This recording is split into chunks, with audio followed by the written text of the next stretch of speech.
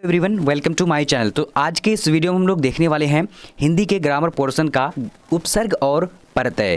क्योंकि बहुत सारे स्टूडेंट कमेंट कर रहे थे कि ग्रामर पोर्शन से पढ़ाइए, तो आज से स्टार्ट कर रहा हूं उपसर्ग से और प्रत्यय से।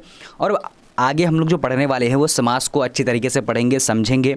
तो आज जो हम लोग उपसर्ग के बारे में जानेंगे, तो आप लोग को इस वीडियो को शुरू से लेकर आखिर तक देखिएगा और ज़्यादा से ज़्यादा इस वीडियो को लाइक करिएगा, ताकि जो है अगला जो है नेक्स्ट वीडियो बहुत जल्दी ही आ जाए। तो यहाँ पर हम लोग देख लेते हैं और आप लोग कमेंट सेक्शन में ये ज़रूर बताइएगा कि अगला जो वीडियो होना चाहिए वो किस टॉपिक पर होना चाहिए, किस सब्जेक्ट पर होना चाहिए, आप लोग ज़रूर बताइएगा। अब यहाँ सबसे पहले हम लोग देखते हैं उपसर्ग के बारे में जानते हैं। ठीक है, उपसर्ग क्या है, किसको कहते हैं। तो उपसर्ग की बड़ी भाषा देखते हैं। क्या कि उपसर्ग उस शब्दांश को कहते हैं जो किसी शब्द के पहले जुड़कर शब्द का अन्य विशेष प्रकट करता है। यानी क्या करता है कि वो आगे में जुड़ करके वो क्या करता है कि किसी शब्द का जो है अर्थ को बिल्कुल बदल देता है। ठीक है, तो उसको हम लोग क्या कहेंगे, उपसर्ग कहेंगे। अब जैसे बन में अगर कोई शब्द है हमारा बन, बौन और बन है। ठीक है, बन में हम क्या करेंगे, औ नौ अन जोड़ देंगे।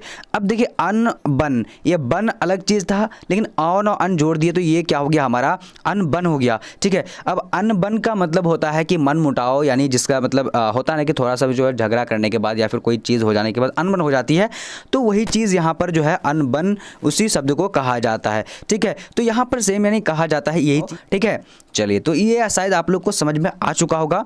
अब हम लोग देखेंगे कि इसके जो है हम लोग कैसे पहचानेंगे कि ये उपसर्ग कैसे बनेगा, किस तरीके से बनाया जाता है। ठीक है, अब यहाँ पर देख लेते हैं कि हिंदी के जितने उपसर्ग प्रयोग में आते हुए अधिकतर संस्कृत भाषा के हैं। अब देखते हैं कि कौन कौन जो है भाषा यहाँ पर निम्नलिखित में से नीचे दिया हुआ है। देखिए, अब यहाँ पर हम लोग समझते हैं, ये समझना ज़रूरी है।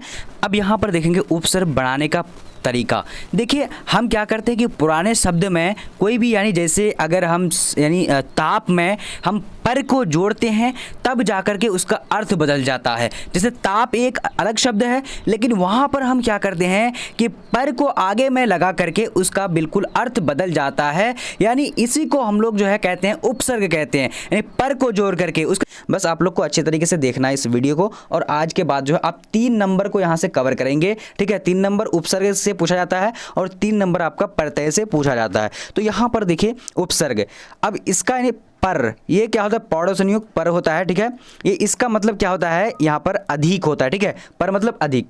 अब देखिए इससे शब्द जो है कौन कौन शब्द बना हुआ है। देखिए प्रसन्न, ये अब देखो अगर आप लोगों को पूछा जाए कि प्रसन्न में आपका उपसर्ग कौन सा है, तो आप डायरेक्टली जो अगर समझ जाएंगे तो डायरेक्टली आप लोग बोलेंगे कि प्रसन्न में क्या है कि परो जुड़ करके जो है, यानी सन्न से परो जुड़ करके क्या हो गया, प्रसन्न हो गया। तो ये नया जो अर्थ निकालता है, यानी खुशी वाला इजहार करता है। तो यहाँ पर हमारा पर जो है ये उपसर्ग हो जाएगा।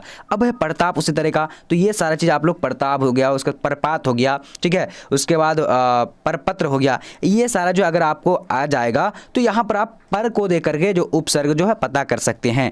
अब देखिए क्या है कि बुराहीन, यानी बुरा चीज़ अगर रहेगा तो उसमें भी देखिए दुष्ट या फिर दूढ़।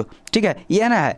तो दुर्बल, अब अगर पूछा जाएगा कि दुर्बल में कौन सा जो उपसर्ग है, तो आप यहाँ डायरेक्टली आप बता सकते हैं कि दुर्बल में जो है उपसर्ग है दू हो जाएगा। क्योंकि हम लोग ने यहाँ पर पढ़ चुका है, यानी दूर अगर रहेगा या फिर दुष्ट मतलब क्या होता है कि बुरा चीज़ या फिर बुराहीन कोई ख़राब चीज़ होता है। ठीक है, तो अगर दू आ जाएगा यानी दुर्बल, दुर्गति या दुर्नति, तो इसमें हमारा क्या हो जाएगा, यानी दूर जो रहेगा ये क्या होगा हमारा, यानी परत उपसर्ग हो जाएगा। ठीक है, अब इसी तरीके से यहाँ पर बहुत सारे जो है ऐसा है। आप यहाँ पर देखिए निस मतलब या फिर निर का मतलब होता है रहित होता है। ठीक है, अब देखिए निर्बल है। अब यहाँ से नी को आप जो है इसको इंडिकेट कर सकते हैं, डायरेक्टली बता सकते हैं कि उपसर्ग है, जैसे निश्छल। ठीक है, उसके बाद यहाँ पर वी देखिए, अगर वी भी रहेगा तो आप डायरेक्टली बता सकते हैं। देखिए रहित होता है या फिर विशेष होता है वी। ठीक है, इसका अर्थ जो होता है। उसके विद्रोह है, उसके बाद क्या कि विदेह या फिर वजन, ये सारा चीज़ से आप लोग पता कर सकते हैं कि कौन सा जो है प्रत्यय है या कौन सा जो है।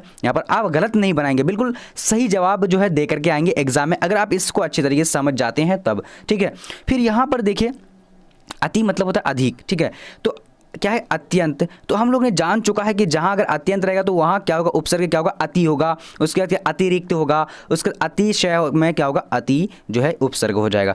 अब अगर इस तरीके से अनु रहेगा, अनुशासन, अनुकरण, अनुचार, अनुरूप, तो ये क्या हो जाएगा हमारा अनुचर है। ठीक है, तो ये अनु हो जाएगा। अधि, अब अधिकता, अधिकारी, अधिनायक, ये सारे में अधि जो है ये क्या हो जाएगा, उपसर्ग हो जाएगा। तो आप लोग अच्छी तरीके से समझिए, आज के बाद जो है उपसर्ग जो है बिल्कुल पक्की तरीके से आप लोग समझ जाएंगे, तो आप जो है कभी भी गलत नहीं बनाएंगे। तो आप यहाँ सारा फटाफट देख लीजिए, क्या आप लोगों को समझ में आ रहा है? थोड़ा सा कमेंट सेक्शन में बताइए, क्योंकि मैं प्रीमियर अपलोड किया हूँ, बट मैं देख रहा हूँ कमेंट कि कौन कौन समझ में आ रहा है। अगर नहीं आ रहा है तो आप ज़रूर बताइएगा, हम इससे अच्छा कोशिश करने वाले हैं। ठीक है, चलिए अब यहाँ पर देखते हैं, हमारा अप है। अप में क्या हो जाएगा, जैसे अप मतलब होता है कि हीनता। ठीक है, अब देखिए अपमान, अपराध, अपवाद, अपशय, उपकार, सॉरी अपकार, तो ये अप जो है ये क्या हो जाएगा, यानी उपसर्ग हो जाएगा। अभी में अब अभिलाषा, ये हो जाएगा अभियोग, अभियान, इसमें क्या हो जाएगा, यानी अभी हो जाएगा। ठीक है, अब अव है, अवनति, अवज्ञा, उसके बाद क्या हो जाएगा कि अवगुण, ये क्या हो जाएगा, अव जो है ये फिर यहाँ पर उपसर्ग हो जाएगा। ठीक है, बस थोड़ा सा आप लोग को टाइम वेस्ट करना है। यहाँ से आप जो 3 नंबर का क्वेश्चन जो हल करेंगे आज की इस यानी वीडियो में, और 3 नंबर आप लोग को प्रत्यय से भी कवर करेंगे, तो प्रत्यय को भी मैं समझाने वाला हूँ, बताने वाला हूँ। देखिए यहाँ पर ये सारा चीज़ अगर आपका जो है क्या और तो पढ़ रही है।